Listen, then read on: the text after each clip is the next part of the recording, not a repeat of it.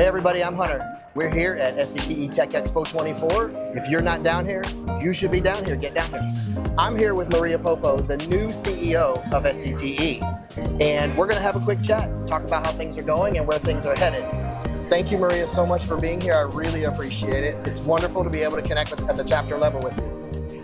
You're welcome. I'm more than happy to be here. I'm excited to talk to you and engage with the chapters. Awesome, thank you. So Maria, first question is, how are things going in the new role? Are you settling in comfortably?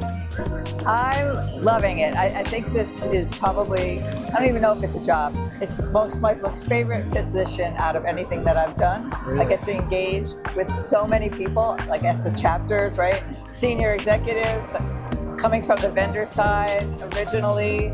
You know, you would kill to be in a room with CEOs and CTOs of the operators. So this is fun. I'm having fun. Wonderful. That's awesome. So we read up a little bit about your history, and we were introduced to some of your history even in the opening session yesterday. I know you have a background, like you said, on the vendor side. I understand you have a good, deep understanding on the electronic side, but also on sort of workforce development and the psychology maybe of the workforce and the technical workforce to some degree. Can you tell us a little bit about that history? Sure. So as you mentioned, I actually started off, one of my first jobs after customer service was doing fiber technical, like connectorization and splicing training. And so I started off in that. So it's interesting to end up here. But I did that for 3M Corporation, and then I went into a company called 3Com that got more to the active side of things. Right.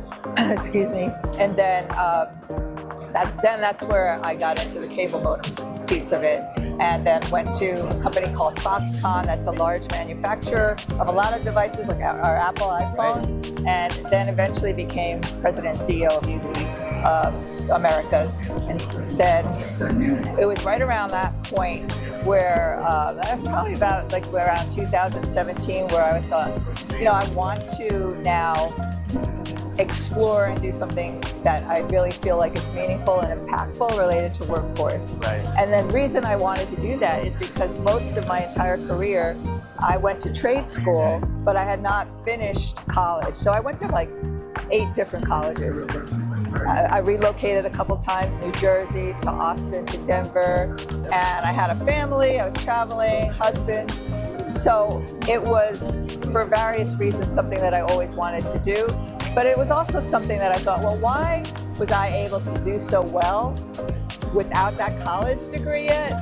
And what stops other people, you know, from getting as far? So I thought about, I was interested in the psychology of learning, how people learn, why some people just adapt in a certain way, like maybe it's video learning, right? Or visual learning, right? Whatever style. And so I thought, okay. So I was involved with WIC. I was president of WIC Rocky Mountain. And we put on a lot of programs, a lot of leadership and learning programs. And I thought, you know, I don't really know enough, right? And I had this opportunity then to think about what do I want to do next. So I decided, okay, I need to finish my degree. And then what I ended up doing is leaving UB and then went to Stanford University. And that's where I ended up getting my Master's of Science in Learning Design and Technology. Wow. So I did that on campus. And I just finished last year. In the month that I graduated, a recruiter called me about this job.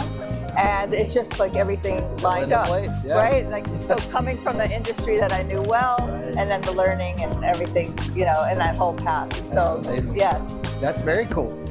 So what would you say is sort of next as you're warming up to the role? You guys even talked about it a little bit in yesterday morning's presentation, kind of on that short-term horizon for SCTE, for yourself, for us broadly. What would you say is next? So very important, I think, that is that SCTE is an open community and that we're inclusive. And we need to continue down that path.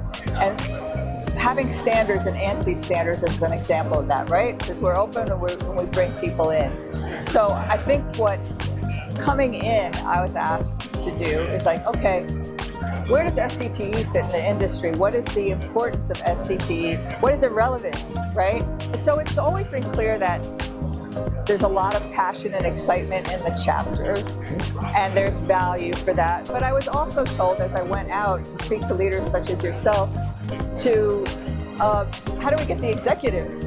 Sometimes, like, how do we get the executives to feel the same way? I mean, they think we're just out here, you know, having beers and playing golf, right? Yeah.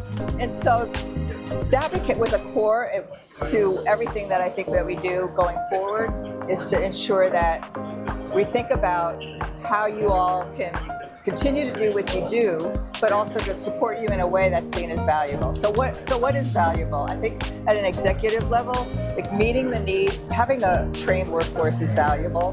There's technologies coming quicker and quicker every day, right? It's evolving every day.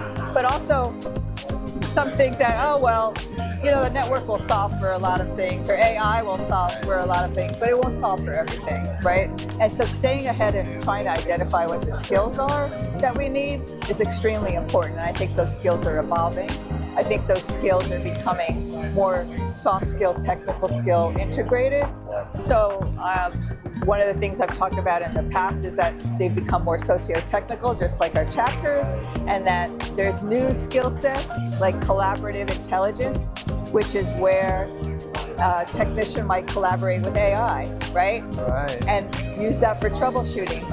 And also where people might use AI to collaborate with other people, right? So there's a whole new host of these kind of skills. And I think if we really think about that, if we think about our CableLabs specifications and technology expertise, and our standards and continue our ANSI standards and best practices expertise, like we have a huge advantage, and that's where I think we'll focus going forward. Amazing, fantastic. Well, Maria, thank you so much for taking the time to visit with us. I really appreciate it. Already in less than 5 minutes, we've learned a ton about you and a ton about where we're headed. So thank you for your time. We look forward to these coming years. And appreciate it. Sounds great. Thanks a lot. Thank you. Thank you, everybody. Thanks. Everybody, I'm Hunter. Get down to the show floor if you haven't been already. See you later.